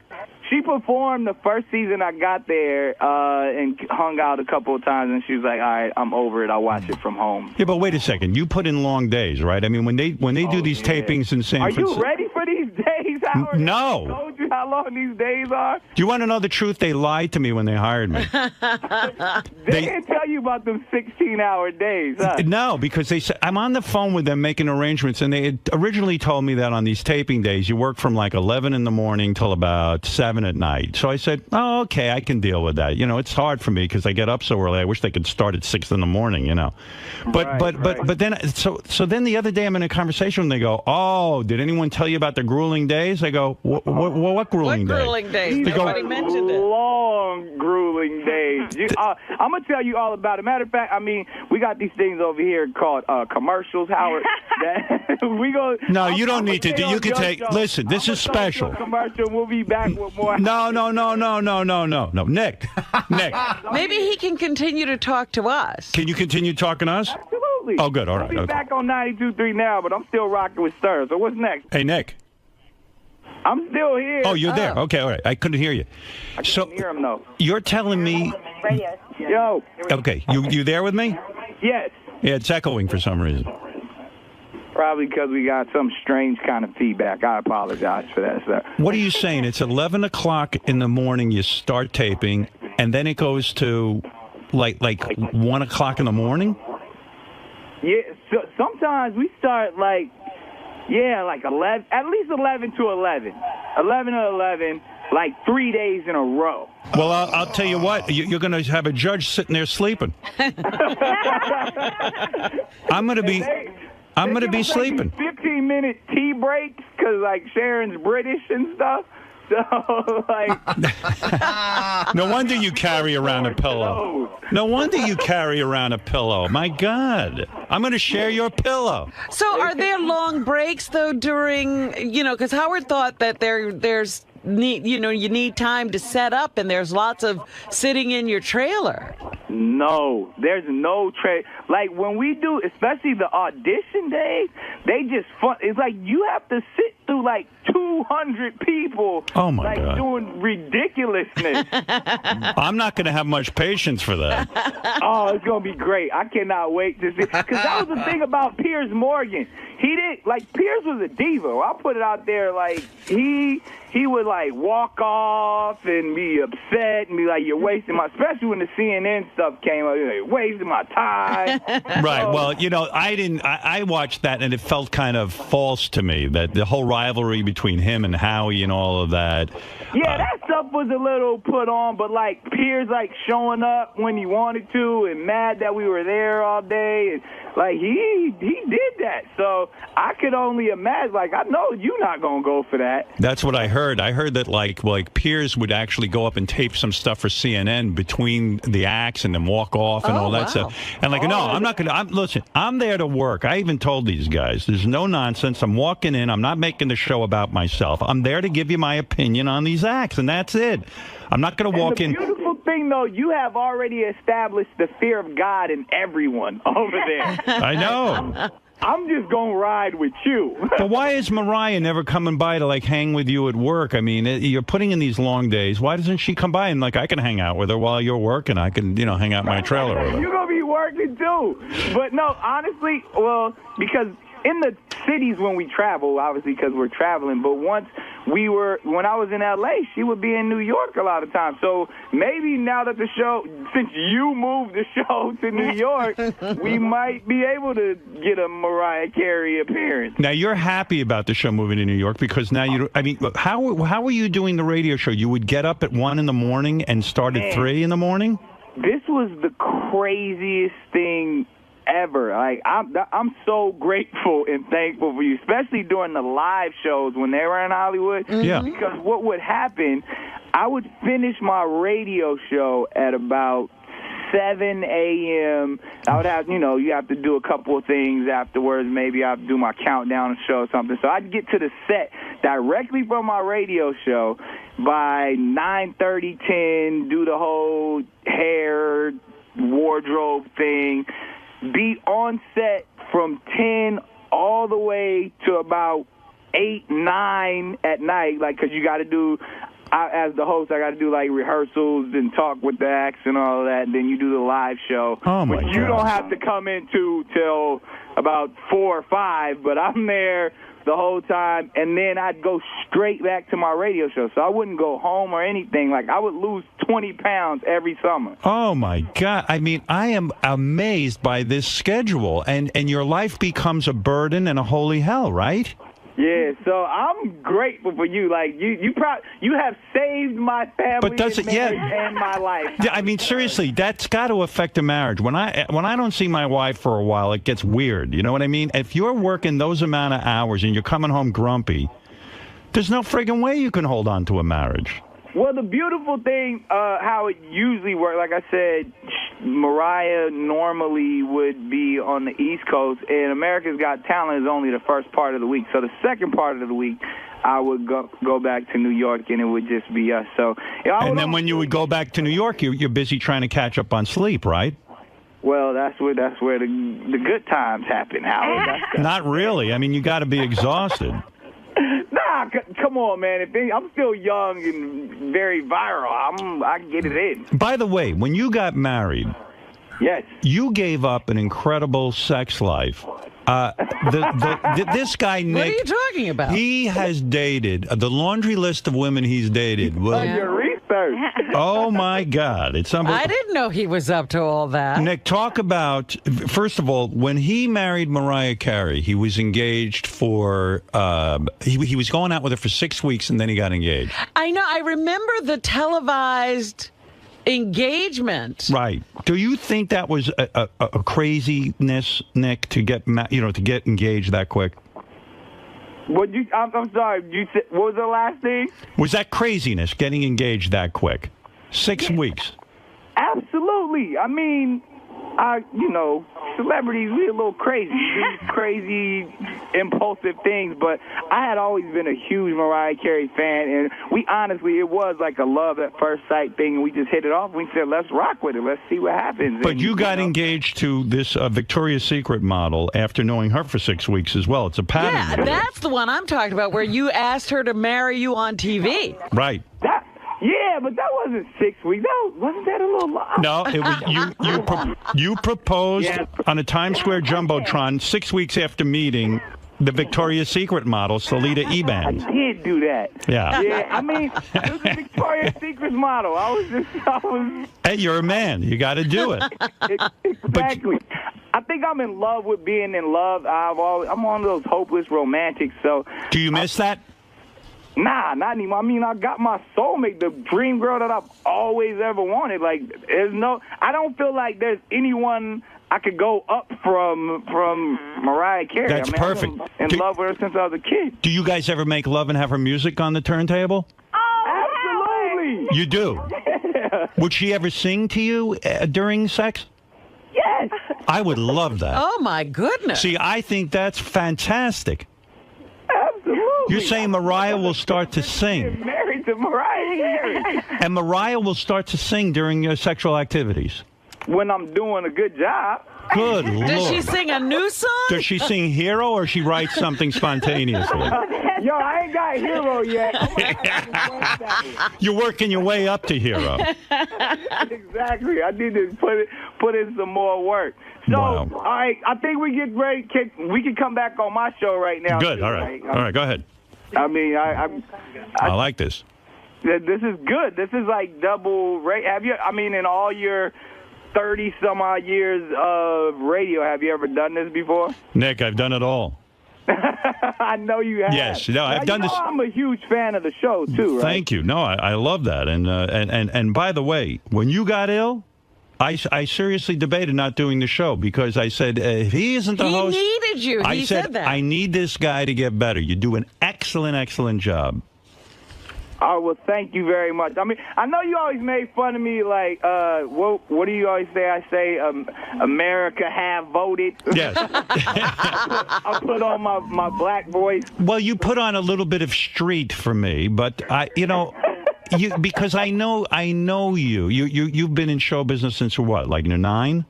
Not 9. Well, I've been doing stand-up since I was probably like 15. And your dad is a TV, like a televangelist, right? Yeah, he started, like, in North Carolina, he was a public access dude. And he would go on TV and preach the gospel? He preached the gospel, and he would let me open up with and do, like, a couple of Jesus jokes before he went on and stuff, and that kind of started my whole career. Are you close with him? Yeah, absolutely. My pop, and he's still doing his thing. He does the circuit. He does evangelical work and all that type of stuff. Are you a real believer? Absolutely. Here we go. We're coming back. We're coming back, Howard. Speaking of believing, we coming in live now. We're still entering up. 92.3 now, rolling with Nick Cannon, and I am on the air live. Well, let me recap. Howard Stern, thank you for being on my show and allowing me to be on your show. Nick, let me recap. We've been on my radio show while you've been in commercial. Let me review what I've learned during the commercial. All right, number 1, this was amazing. Mariah Carey sings to Nick during lovemaking. Yeah. Only when I'm doing it well. She has never. Not hero yet. He's working his way up to Hero, which is the real, creme de la creme of lovemaking. Exactly. People don't know this about you, but you lost your virginity when you were 13 years old. Yes, I did. I mean, my listeners know that because I talk about it all the time, about how, I cried. The girl made fun of me. It was the worst ever. And made fun of you because you were bad at it. Yes, I was horrible at it. She said it was actually at church. We were just talking about me being the son of a preacher man, and it happened at a church lock-in, and everyone laughed at me. Horrible. And from that day, I vowed no one would ever make fun of the canon. So when you... A church lock-in? What's that? What is a church lock-in? That sounds horrible. Church lock-in is no. No.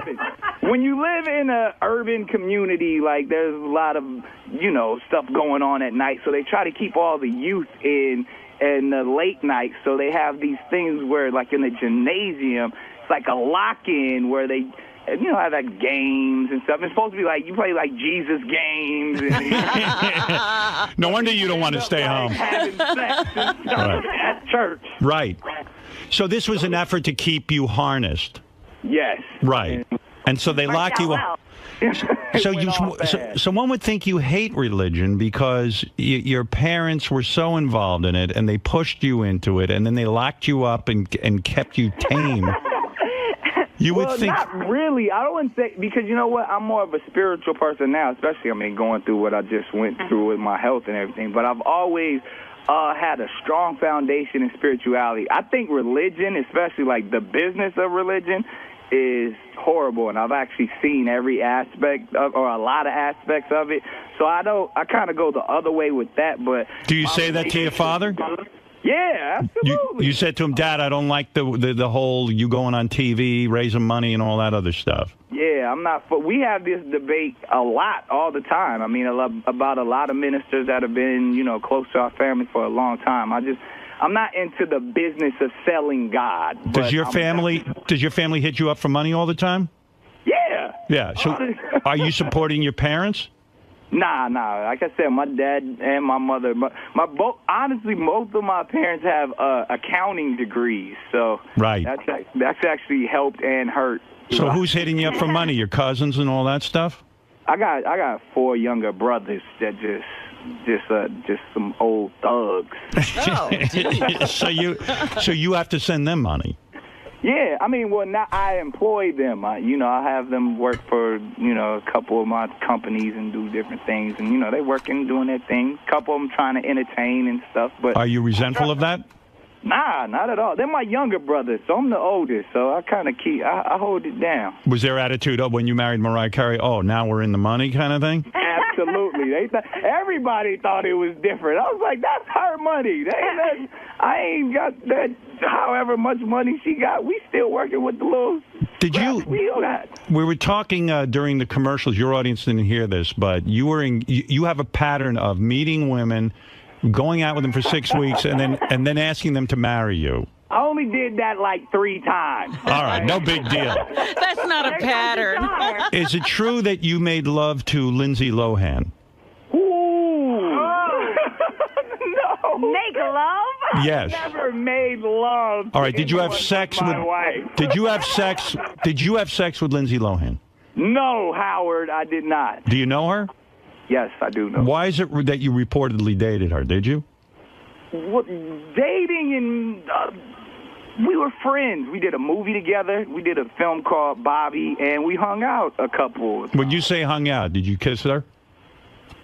I mean, it was late. It was. So you made out with Lindsay Lohan. How far did you get with her? Second base? Third base?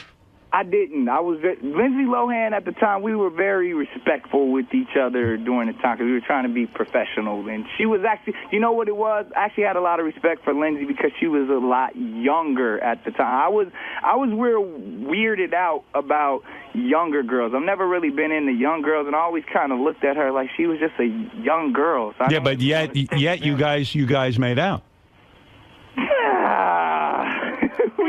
You were attracted to her. Not really. I would say she was more attracted to me. So she came on to you and started making out with you. Absolutely. And you pushed her away?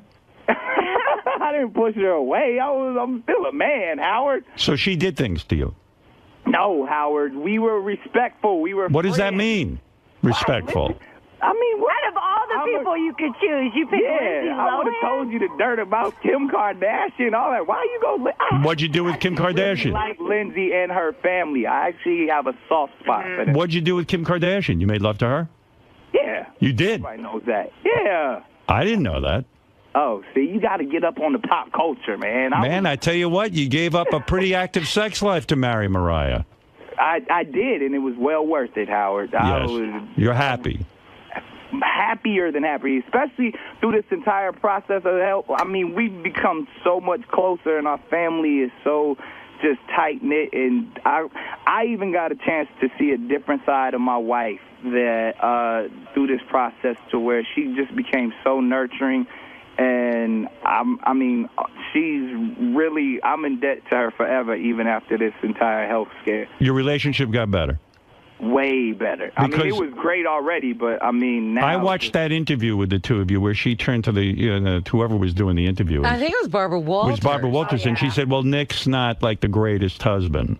No, she did not say that. That's how I interpreted it. I mean, it was... That she doesn't trust me because I'm a man because of my promiscuous sex life. So have you cheated? I got married. Did you cheat? Never. You never cheated? Nah, I don't need to. I did everything before I got married. You and certainly he doesn't did. have time. Why break up with a Kim Kardashian? Certainly good looking, right?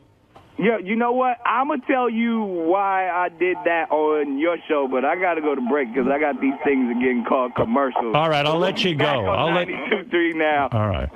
All right. Okay, quick, Nick. I want to find out what he did with her. Right. Why did he break up?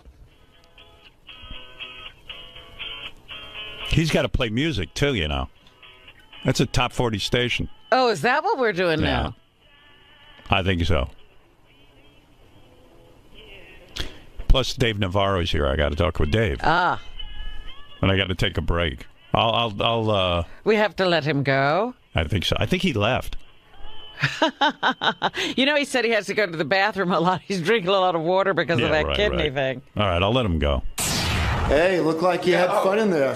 We did. This is what we do, man. I told you, I'm a huge Stern fan. So now that you've spoken with Howard, what do you think working with him will be like both on the air and behind the scenes? Man, it's amazing. I'm excited about the opportunity. I mean, just to sit at the feet of King of all media and watch him do his thing like this, it's an honor. All right, and most importantly, after hearing your phone call with Howard, do you think Mariah's opinion of Howard will change? You know what? I was talking to my wife this morning, and she feels like they cool. She feels like the last couple of conversations they had were pretty straightforward. She said what she had to say, he said what they had to say, and that they on cool terms. So I don't think my wife got any beef with Howard Stern. All right. All right, Nick, thank you very much. All right. Especially my wife is probably really going to love Howard now because her husband will be home more because of him.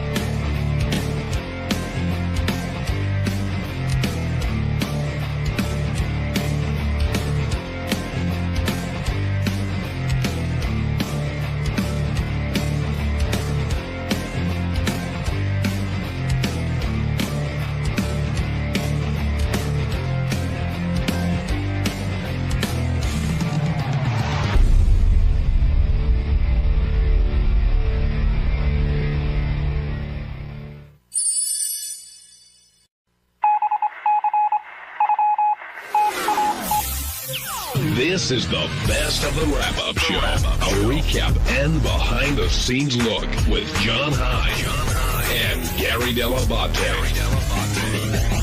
The best of the wrap-up show begins now. Hey, I'm Gary 𝗏𝗏𝗏𝗏. On Monday's wrap-up show, we talked about a ton of stuff. We talked about 𝗏𝐿CE Handler. She talked about wanting to be famous, and we talked about whether we wanted to be famous or not. We talked about tipping. We talked about 𝗦𝗵C𝗄𝗏, my old intern, and his girlfriend came in, and they're swingers, and how she wants to fuck a guy, and he's not into that. And then JD came in and discussed whether he'd be into that. We covered a wide array of subjects, and here's what happened.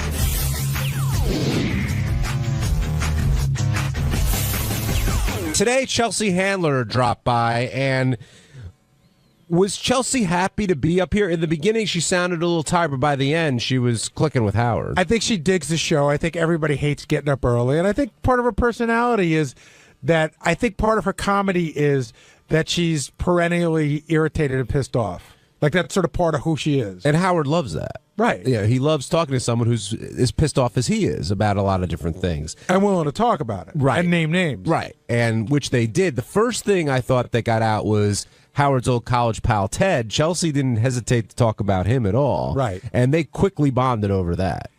Howard is never like Ted. Ted is like a thorn in Howard's side. And every time he got more and more successful, it used to irritate the shit out of Howard. You know, he came on our show once. And how'd that go? It wasn't as much fun as making fun of him. And I don't make fun of him. I'm saying for Howard, it probably wasn't as much fun as goofing on him. Now, why is being famous so important to 𝗏𝐿CE? I don't know. I mean, she sort of said that it's something that she always dreamt of doing, that she wanted to do. I liked when she talked more about how you think that when you get famous, you can really rub it in everybody's faces, and it's not nearly as much fun as you would think it would be. Well, that's what Howard said when he ran into, Right. he felt sad more than actually, hey, Right. it's time to gloat. But is being famous important to you? I'd be lying if I said on some level it wasn't. I mean, when I was in college, I thought that I had a chance to sort of be recognizable, and I liked the idea of it, and I like it. I enjoy it. How about you, Benji? I think the perks, not I'm famous to a level, to like someone that's like a character on a reality show, but to the perks that we get from it, I think are great, and it's also nice. Like, I like the idea. I mean, it's an entree into people, It's like you feel like a little bit more connected to everyone, but the actual just being famous for being famous is not a huge turn on to me. Yeah, I always say that the best part of working on the show is being a B celebrity who works for an A celebrity, or even a D celebrity who works for an A celebrity, because you do get some cool perks. But like Howard, so almost can't utilize the perks that he gets because he's so famous. He can't, it's hard for him to go to the baseball game and sit in the stands. What did you think of Chelsea's story about waitressing and how important the tip is? First of all, I learned something today. I had no idea that they have to pay 8% tax on somebody's bill. That's crazy. Did you know that? No. I never heard that I've heard before. of that. But I listen, I worked at TGI Fridays, and I worked with waitresses who were like Chelsea, who just went up to guys and said, really, you're not going to fucking tip me? And there were all sorts of discussions of which ethnic groups, and, like I know that I got yelled at. I was the host, and I got yelled at for seating a table of women in a waitress's section. I go, what are you mad at? She goes, don't fucking put women in my section. They don't tip for shit. Actually, yeah, she made an anti-Semitic comment about that. Well, she said, you're the kind of Jew that makes a Jew like me, or something like that. Yeah. I guess when you're Jewish, you can make anti-Semitic remarks. But I do get, She's showing half the comment. When you work hard and somebody tips you, somebody putting $10 down an $800 bill is just, it's the worst thing you can do. Do you feel pressure to tip well? I mean, have you always felt that pressure? Yeah. My pressure is, I like to tip well anyway because I think I make enough money to do it, but my other pressure is if you tip like shit, someone will call the show.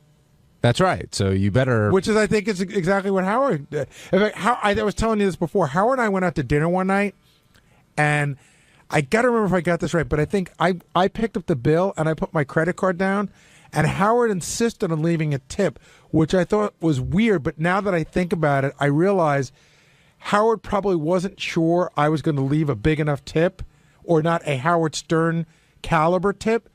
And he didn't want to leave it to me. And I understand, because when we leave, nobody says, Gary tipped me like shit. It's Howard Stern tipped me like shit. So, and Howard always leaves ridiculous sized tips. So do you have a general standard? Like, I know 15 to 20%. I'm 20 to 25%. I mean, I'm guaranteed 20%, sometimes 25%.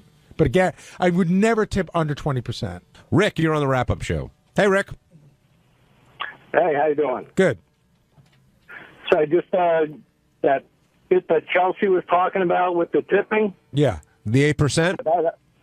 Yeah, they actually can cost the waitress money to wait on somebody. They take out a percentage of their gross sales to divvy out the bar, the hostesses, the bus, and all that. So they have to pay that no matter what.